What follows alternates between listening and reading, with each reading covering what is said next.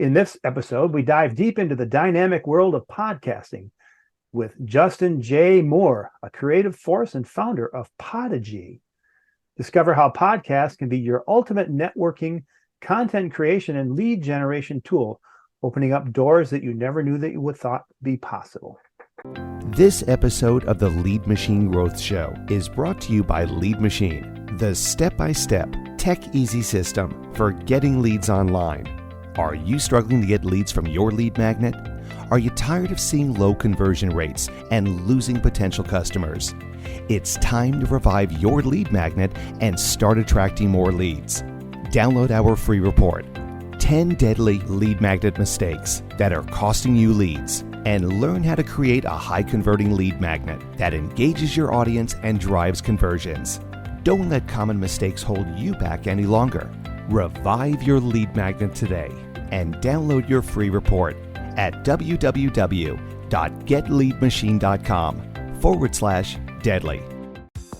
Welcome to the Lead Machine Growth Show, where you will discover how to tackle your tech, master your message, and design your dream. Paul Guyan, the mastermind behind the Lead Machine, introduces you to trailblazers who inspire you to implement life-changing solutions and systems you can model to nurture your leads and get your offers seen by your ideal clients who will invest in themselves and you. Be sure you visit our website at www.leadmachinegrowthshow.com. While you're there, subscribe to us via your favorite network. Now, tune in and get ready to transform your vision into reality. And so, welcome to the Lead Machine Growth Show. I'm Paul Guyan, your host, Lead Machine coach, and founder of the Lead Machine Mastermind Group. And I'm dedicated to helping you tackle your tech, master your message, and design your dream. Whether you're just starting out or taking your business to the next level, let's get this conversation started and turn your dreams into reality. And thus, welcome our guest today. At the young age of 23, Justin J. Moore has carved out an impressive path that blends music, creativity, and entrepreneurial vision. His parents, Juilliard-trained opera singers, laid the musical foundation for his success as a singer-songwriter with 50 million plus song streams. I think that's more than that today. As a social media music influencer, Justin has attracted 350,000 followers and 1 billion, that's billion with a B, video views, with recognition from renowned artists like Maroon 5, Charlie Puth, and BB Rexa, who's got an awesome voice. In 2018, he founded Podigy, aiming to create podcasts for thousands of coaches and entrepreneurs to foster meaningful conversations to improve the world. Justin's accomplishments at a young age underscore a compelling story of creativity, ambition, and genuine desire to impact others positively. And by the way, Justin's got a fabulous voice. Welcome, Justin. It's an honor to have you on the show today. And wow, your bio is impressive.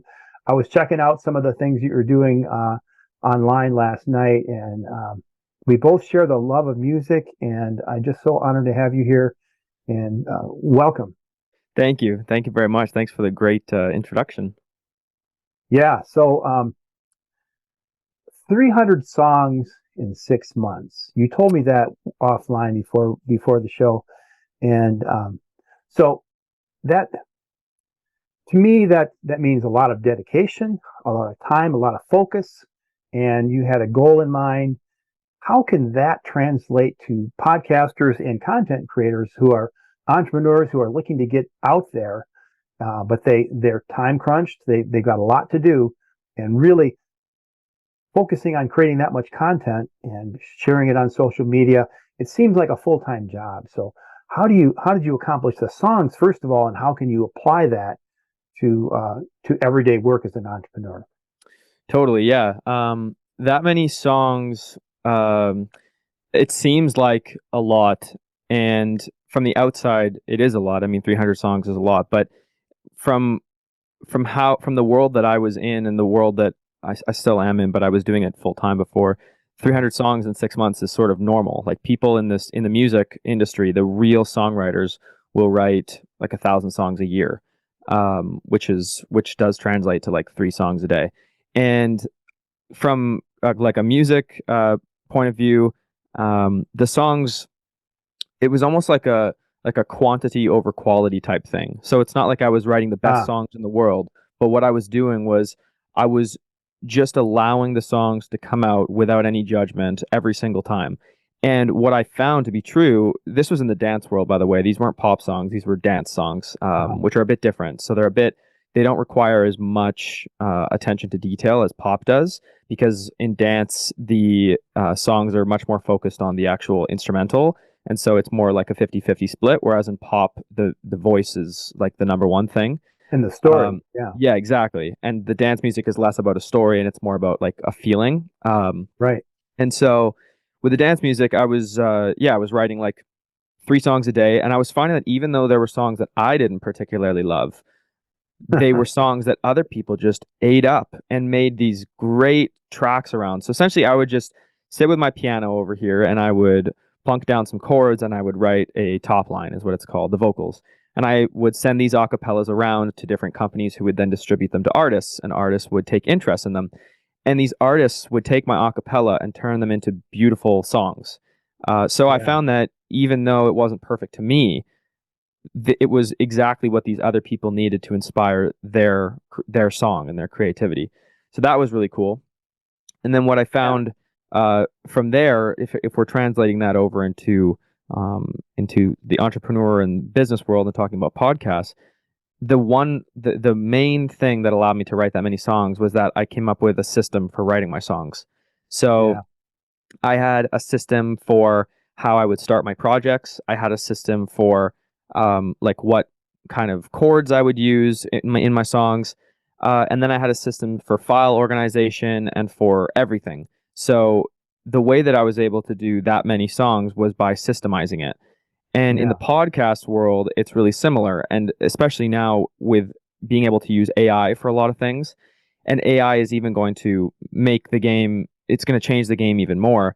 But honestly, in the podcasting world, if somebody wanted to create a huge amount of content from their podcast and record weekly and make turn themselves into an industry leader, like an industry mogul, podcasting is absolutely the number one way to do that, in my opinion.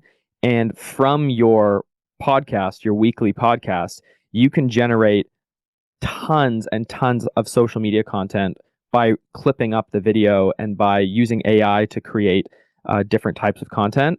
And so that way, by using your podcast, you can also kill 2 birds with one stone and have all of your social media content completely outsourced from your show. So that's where the system comes in, and that's how it relates to music, is that the only way to pump out that much output without wasting all of your time is to systemize everything and have a process for it. Right. And so, and when you were first talking about how you were doing that, before you mentioned the systematizing, you basically were doing what Brian Tracy calls mind storming. It's sort of like a brainstorming thing, but you can do it by yourself. And what you do is you have rules around that process. It's an iterative process. And you take a theme, or it's like a question you want to answer, and you come up with 20 answers to that question. And and you don't qualify them. You don't say they're good, they're bad. You don't say, oh, I can't do that. That wouldn't be possible with technology today or whatever. You don't qualify it. You just do it. You just iterate through it. Exactly. What it does is it builds your mind muscle, which is your music muscles are definitely well developed from that exercise and from your what you focus on.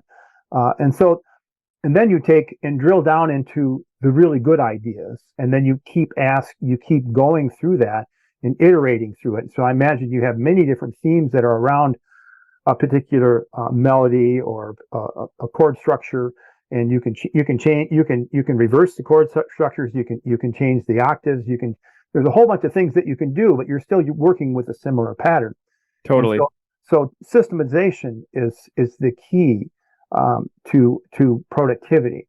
And I'm a systems guy too. I've been in IT for 40 plus years, Hmm. and that's exactly what you need to do. And you need to continually iterate through it, improve it, and leverage what you learn from it. Exactly. So Yep. yeah. And so that's really awesome. So let's talk a little bit more. Maybe you can share a little bit more about the kinds of the thing about a podcast. It's audio first or video first. Obviously, we're doing a video Yep. podcast, and so if you have a video first strategy, then it's easy to use AI to create content from what you've basically recorded once, right? And so Yes. can you share a little bit more about that? How that For works? sure. Yeah. So nowadays, like, I guess if you go back, let's say you go back like 5 years, video podcasting was not the norm. It was audio. That's what podcasting was. Right. And so it's just been over the last maybe year or so, and talking to on my podcast called Oh My Pod, we talk about the podcasting industry quite a bit with some of the biggest names in podcasting. And a lot of these people have said that they've been in the industry for like 10 plus years, and they've watched it change from an audio only format to being a very, very video and audio centric platform. Now, the reason why we like when we work with clients, when we launch a show, if somebody comes to me and says, I want to do audio only, I say, okay, I totally get that, but we're not the right company for you. So we don't even work with people unless they're coming to us wanting to do video. The reason being is that if you're recording a podcast and you're taking that hour or whatever you're taking to have the conversation and to do the editing and uploading it everywhere, if you're already having that conversation and all it would take would be clicking the camera on button to have the video going as well. Yeah. And from that camera on button, you get literally thousands of dollars worth of content for the same conversation that you were already having. I cannot, within my like right mind, allow somebody to do a podcast without also doing video. And that's a bit controversial. I've said that to a couple of people in the industry, and they go, no, I don't agree. And I go, I understand, but you don't have to agree. This is what I believe. And so if you talk about the actual specifics of how do you take a 1 hour episode and turn it into 30, 40, 50 pieces of content. And this is what's possible. And this is what I'm currently writing an ebook on for people who already have a podcast. And this is how do you take one episode and turn it into 30 pieces of content, or AKA your whole month of social media content from your one episode. So that is a slight exaggeration, because if you look at our show, we turn 4 episodes a month into 40 pieces of content. That's just because we don't want to keep reusing the same episode, right? But if you literally did a one podcast a month show, you could have 30 pieces of content from that. Now, there is AI that does this, and there is AI that actually goes through and finds the spots to clip, and then creates the clips for you and adds the captions and everything.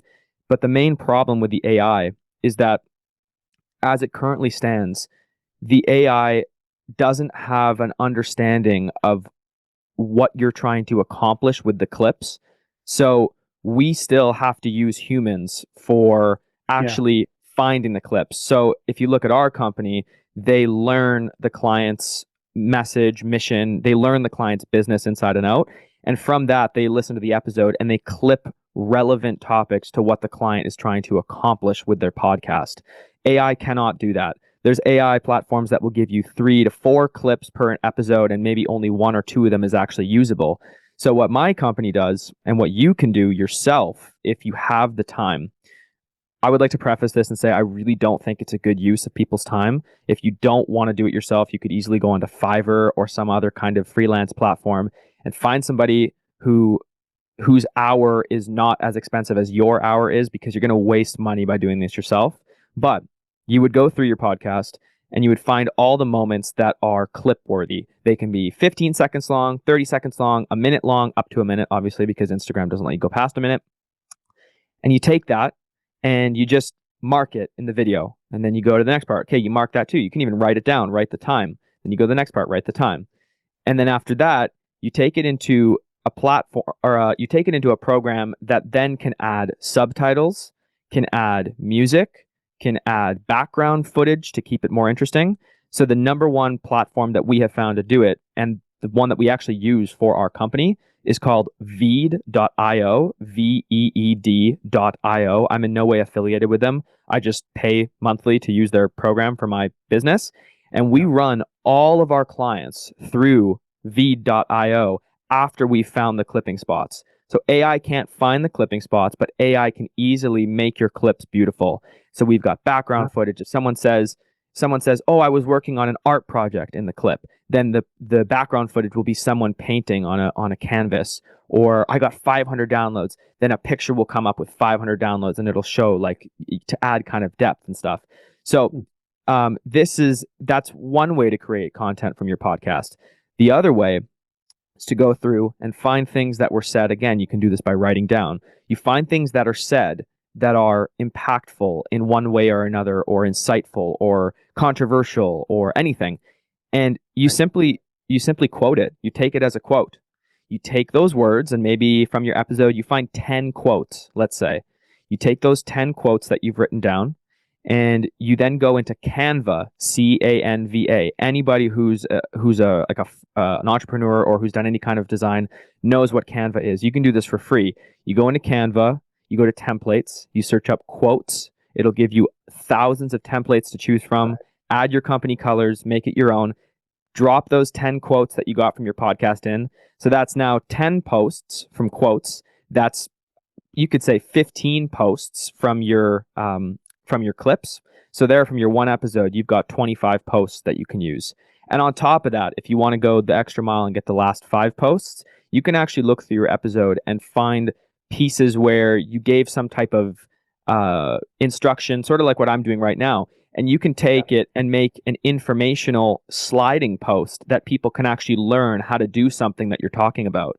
Or you could go and say, top 5 resources from my recent episode, and then you can list the resources. And so you could make a post saying Veed.io, Canva, how to make content from your podcast, and you could make a resource post. So the whole point of what I'm getting at here is that from your 1-hour podcast interview, by incorporating video and then by doing the work afterwards, you can actually create an entire month of social media content from your show. And the best part about it is that it's not cheesy outsourced kind of diplomatic content like a social media agency might do for you, but it's actually your words, your voice, your face. So it's outsourced content and automated content without it feeling like it's automated and outsourced. Right.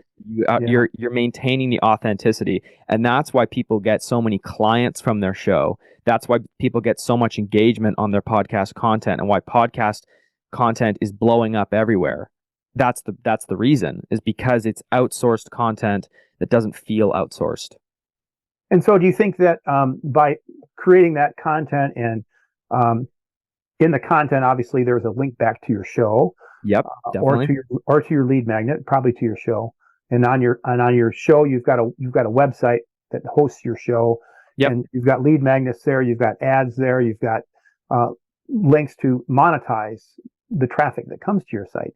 But that by having that content out there on social media, that's what boosts the readership and the listenership of your show.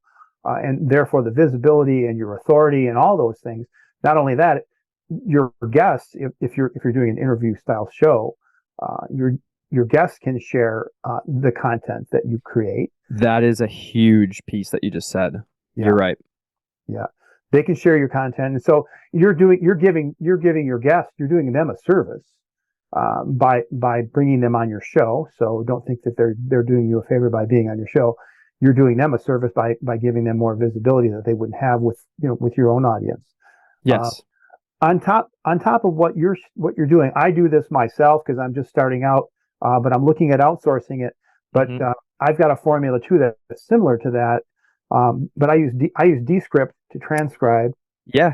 And but then I use Claude AI. You can upload the transcript to Claude, and I give it like 6 or 7 different instructions. One is to summarize the episode and write a description using my tone and my voice and my style. Right. And then write and urging people to listen to the episode. So there you go. I've got an episode. I've got an episode description, and I can tell it what keywords I ask it to pull out the keywords that are relevant that were discussed in the show to help me with SEO. Yeah. I have it write a blog post. I have it write social media posts. I have it go through and look for key highlights with timestamps. Give me chapter markers, and it actually goes through and gives me all this information. So then I can go back and back into Descript and say, okay, at 1332, Justin starts breaking down his process for creating content, and that's what I'm going to make some clips out of. And so that helps guide me. Now I could take that formula and give it to a VA, and they can follow. Yes, you bet. Yeah, that would be really smart to do that. And the other thing that I would say about you were saying that you take the transcript. So we used to use Descript as well, and we decided to move to a different platform just based on what our clients needed. And with what you're saying is there's actually for anybody listening, there's actually an even easier process that I would recommend, and feel free to do this as well. But if you go to a website called Pod Squeeze, so just pod and then squeeze .com, you'll find that you can actually skip a step of downloading the transcript, and you can actually upload your audio directly to Pod Squeeze, and within about 5 minutes, Pod Squeeze will have your entire episode completely done for you in terms of transcript, all done, timestamps, all done, summary done, guest bio done, quotes, blog post, tweet, everything, newsletter, it's all in there. So you skip a step by having to do that middle piece, and you just upload it to Pod Squeeze, and it does everything for you. The best part about Pod Squeeze is that within Pod Squeeze, you can actually use the Chat GPT, like the OpenAI model, to iterate your whatever it gives you for each thing. So you can say, I don't like this. I don't like these timestamps. Make them shorter. I don't like this summary. It's too professional. Can you make it a bit more personable? And it does everything for you. And then once you like it, you say, I want to save these preferences. And now every single time it writes like you. And this saves, like, we use this for our clients. Now, I will preface this that the human element needs to take care of the last 15 to 10, sometimes maybe 20% of the last workload, because the AI doesn't go the full, like the AI is just not always exactly what you need. So we do have the human element at the end, but our company uses this process. And if anybody listening would want to go and use Pod Squeeze, I actually know the founders. We interviewed them on our show, and they gave me an affiliate code. So I think it's Podigy, Podigy. And you can actually go over there and plug that in, and I think it'll give you like 10 or 15% off. And Pod Squeeze is super cheap. I think it's like maybe $20 or $30 a month for the average person. Really? Our company spends way more than that because we are editing thousands of hours of podcasts all the time. But for the average person, it's super, super cost effective. And that removes the need to do what I said earlier about listening through the whole episode and writing the quotes out, because Pod Squeeze will actually find them for you, thereby taking even more work off of your plate. Yeah, and I think what you said about the Chat GPT interface, where you can iterate through and say, I didn't like this, and make it sound more like this, or use my tone, voice, and style from the transcript so that you can write in my tone. That's a game changer right there, because you're going to have to, and you do have to humanize every person I've talked to, every expert I've met with in the past and had episode on my guests on the show have all said that the human element is the most important thing. Mm-hmm. And you've got to remember that people are listening to this podcast because of the intimacy of it. I mean, you're in their earbuds. Yeah. This conversation is going on between you, me, and the guest. And if you don't have that human element there, you are just going to lose your audience, and there's no connection there. So having that iterative possibility, because there's a lot of tools out there, and there's going to be many, many, many more, because we're just at the beginning of this revolution. Definitely. When they build into the workflow that ability to customize and humanize the content, that's a difference maker there. Definitely agree. And we're going to adopt new tools as we go, and we know that, and that's just part of the game.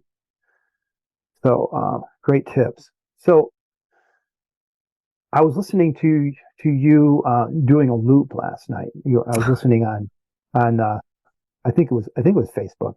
Yeah. Anyways, I was listening to you were doing a loop, and you were adding different harmonies to it, and so obviously you've had some training, and you've got you in your bio you mentioned you've got the Juilliard trained opera singer parents.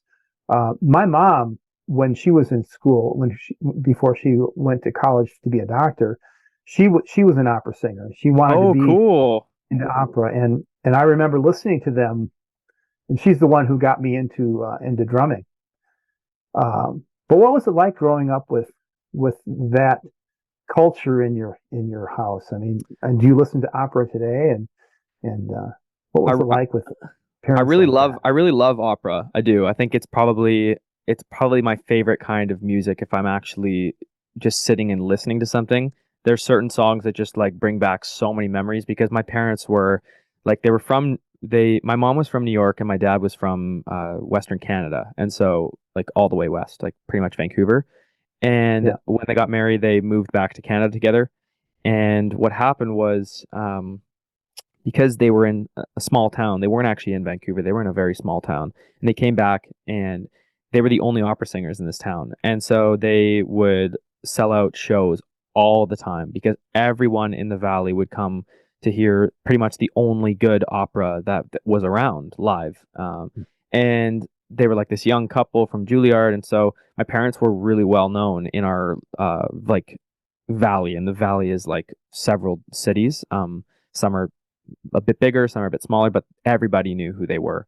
And so there was that was a good thing, but that was also kind of a weird thing because like we did a lot of performing when I was really young, and there was just a lot of performing happening all the time, and a lot of like just a lot of ups and downs. Like being a performer at a high level and especially in opera because opera is quite a it's quite like a lone wolf type of singing. So I was in bands a lot and I played hundreds of shows in my with my bands in front of lots of people. And it's just nothing like the opera that or classical music and opera that I've done singing alone. It's really stressful. And so yeah, it yeah, was good because there was a lot of music and there was always people singing and there was a huge amount of like influence. Like I was always hearing a piano, I was always hearing something my parents practicing, always obviously I had to come to all the rehearsals because I was a kid. I couldn't just like be alone. yeah. So so that was probably the most formative thing that happened to me in terms of my music capabilities. But yeah, the performing thing I'm not sure it was super positive because performers are like professional opera singers, professional performers are like it's a hard life. It's constant ups and downs. Uh it's not much of a real career. It's very, very like all over the place and unpredictable um and draining. And so that definitely took its toll on all of us. But there was obviously a lot of positive things about performing as well. That my parents definitely made a huge impact on this this area that we live in. Um, and yeah, like I said, I think the main reason why I'm able to do what I'm able to do with music is because of hearing it from the ages of like, 2 to 5, where you're just being shaped by everything around you. And I guess I was just always hearing and listening and then imitating too. Like I would do it myself and so yeah, all that had a huge effect. Yeah, and being a performer, and a musician too. I've been putting on shows since I was 12 years old, and many bands, and so you get an entrepreneurial spirit at an early age, and Definitely. because of those ups and downs, you're always trying to make things happen. You're Hmm. trying, a lot of times you got to make your own thing happen. You got to make your own scene because there is no scene, especially in a small town. There is no scene unless you make it happen. So I imagine that had an entrepreneurial impact on you as well. Huge, yeah, huge. Yeah, yeah. So my mom, she was in high school in the 40s, and that's when she was doing the opera, and she had some recordings. And I don't know where they are anymore, but she became a doctor, which is really unusual for a woman in the 40s. She Totally. met my dad in medical school, but she one of the things that was disappointing to her was that depending on how she felt, that impacted her performance, and therefore she was more drawn to the medical side of things, where she could always be on her A game, and it really, her knowledge kind of wasn't reliant upon how she felt, which was an interesting perspective. And when as performers, we're always critiquing ourselves, and we bring that into our entrepreneurial life too. Did that mastermind come off well? Did my podcast episode, shine the right kind of light on my guest or on me or on my business? And so you tend to be very hypercritical of your performances. So Totally. that can be great, and that can help you grow, and that can hinder you. So how have you overcome that perfectionism and been able to continue on as an entrepreneur? I think I think what you said about the feeling thing is super true. Like, and it's funny because like my dad was an opera singer for like 30 years, and then he went and started a business installing like water systems for homes, which is very Mhm. predictable. So like you said, like what happened with your mom, that's really no, for me, for most human beings, that's just no way to live. For your life to be so contingent on the way that you feel, and also Yeah. like opera singers, they can never get sick, so then they don't want to go out places, they don't want to stay up late, they're always anxious. Oh, if I get sick, I won't be able to put food on the table next week. Like, just the worst, right? Like, so A lot of pressure.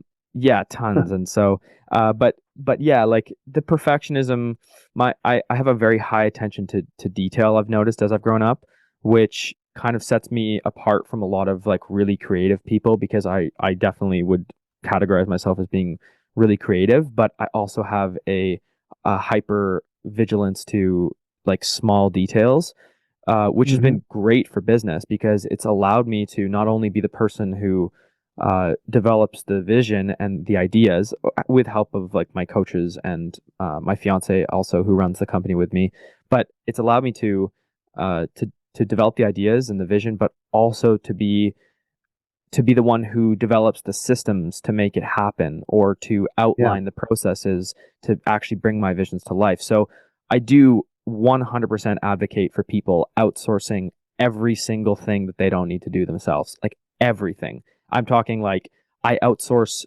I outsource like paying off my credit card. That's my VA. I outsource like, you know, sometimes like buying groceries or something. Like if I'm buying Yeah. some food online, like I just give it all away. I want to focus, right? So that's but actually building those systems and putting them in place so that someone else can emulate them. That's something that I really like doing, which is weird because most entrepreneurs just want to get on to the next big idea. But Yeah. so my concoction of personality traits has definitely been really valuable, but the perfectionist thing, like it can almost tilt towards obsessiveness if I'm not careful. So Yeah. the last year I've really noticed this because I've been working a lot, and I've been noticing that it just, whenever I feel like I'm getting very obsessive about small details and kind of getting tunnel visioned, I just step away for either the rest of the day or an hour or something, and come back then refreshed back to the big ideas that require my attention, because I want my company and I want my music to go as big as I could possibly dream. And the only way that that'll happen is by buying back as much of my time as possible and keeping my head really clear. And so I really do live by that. And if you look at podcasting, the reason why I have a company that produces podcasts is because one of the things that I'm trying to do for the coaches that we work with, and the entrepreneurs, the authors, the course creators, the business owners that we work with, is I'm trying to show them that podcasting, when done right, is not a time sink like how everybody thinks of it. It is actually the biggest time liberator that I have ever found in terms of anywhere in business. My podcast creates all of my company's blogs, all of my company's YouTube videos, all my company's social media content. It allows me to do all my networking. It allows me to learn, like keep up on the industry. It's everything all in one. I estimate that my podcast probably saves me 12 to 15 hours a week, and my hour is probably worth somewhere around $100. So my podcast is worth like $6,000 a month, and probably even more than that. And so with the podcast, it's the perfect way to buy back your time and free up your headspace. And you're not really allowed to worry about perfectionism. You're not really allowed to worry about being perfect because you're live on the show with another human. And if you mess up, like, keep going. Like, what are you going to do about it? Nothing. Okay. Still going to post it. Like, you can edit that out, but I'm a big advocate for keeping everything in, because the more open you can be and the more clumsy and exactly you that you can be in front of your audience, the better that's going to come off. And honestly, for the superficial element, the more money that's going to put in your pocket down the road, because people are really going to trust you, and they should. If you're a trustworthy person, they should then, and that's a great thing. Show people that they can trust you. You know what I mean? Yeah, I do know what you mean. And you know, going back to what you were saying earlier, being a creative type with attention to detail, super, super rare. Rare, and I share that that attention to detail. Maybe not as creative as you are, but that attention to detail and being able to systematize things. Being able to systematize what you do enables you to outsource what you do. So let me repeat that. Being able to systematize what you do enables you to outsource you do, and therefore leverage your time. If you can't tell people what you want, then you're stuck. You can't have an outsource. You can't outsource what you can't describe. And so when you can describe it like you say, with the attention to detail, you're gonna be way better off, because you will be able to handle those things off. And doing what we're doing right now, we're creating content here that's valuable. I was just making a mental note. Says, man, that little soundbite he just made, I need to grab that and totally grab it. Yeah. I would like to just say one thing. I don't have it next to me, but there is a book that teaches you exactly how to systemize your business, and it's what I just finished reading. It's called Buy Back Your Time, and it's by Dan Martell. Dan Martell is the coach of my coach, so my coach says a lot of these things to me, and it started the flow. And I started thinking, okay, why am I doing that? Why am I doing that? And then I read this book, and Dan Martell literally tells you exactly how to outsource your email, outsource your calendar, outsource your marketing, your sales, your everything. Everything is there. There's playbooks, there's templates, there's like you could literally be an 80-hour a week entrepreneur in the dirt, and I think that this book could save you like 40 hours a week if you're really going to implement it. So would just put that out there. Buy Back Your Time by Dan Martell. That's hugely helpful. Well, I'm going to make note of that. Totally, yeah. Great book, and really fun read too. Like, I love reading stuff like that. Kind of like 4-Hour Workweek. Like I read 4-Hour Workweek, and then this was the next best step, because 4-Hour Workweek kind of built the foundation in my brain of the concept, but then the actual implementation, this book is much better to actually help you get to the next step. Right. And when you said templates and playbooks, I went, okay, I'm reading that. Right. Book. Yeah. And all the resources are free online. It's this new style of business where big business moguls are not hiding their secrets anymore. And they've realized that the way to create the empires that they want is by helping the most amount of people in the most to the highest degree. And so they just give all their secrets away. They give everything away. And this book's worth like $1 million, and how much time it saves people. Like, it's insane that it was $20, you know? Yeah. And you know, people, my private coaching clients, you know, when I talk to them about generating content, they always have this fear of sharing too much, and sharing too much about that's my secret sauce. You know, you can share your secret sauce. And I just documented my from start to scale blueprint that I've never documented. I've never shared it before. Been using it for years and years and years. And and I started sharing that in my newsletter today, and I'm sharing it live on a podcast tomorrow. But the thing is that people can lean into that and say, "Oh, that's really cool," but I need help I can't implementing do it myself. it. You It's in hit the the nail on the implementation, head. and so as coaches and as small business owners, that's where we solve the problems. We get you over that hump where you say, I understand the step, but I don't know how to do the step. So Yeah. that's where we come in. That's where we can help them the most.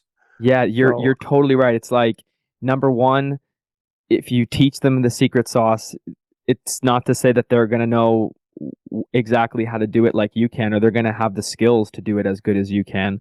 Um, and number two, they're if they see how much work goes into it, they're not going to want to do it themselves.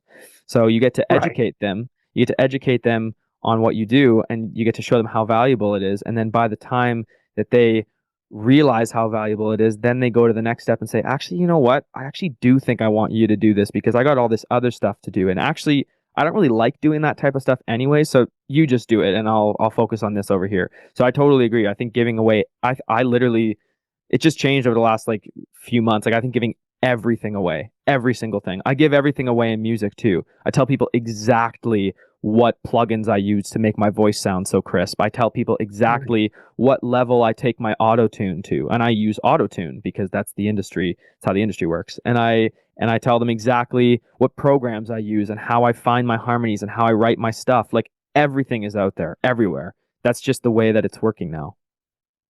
Nice. I'd like to learn more about that. And so, are you gigging? Are you performing? Are you doing Not anything with your really. music?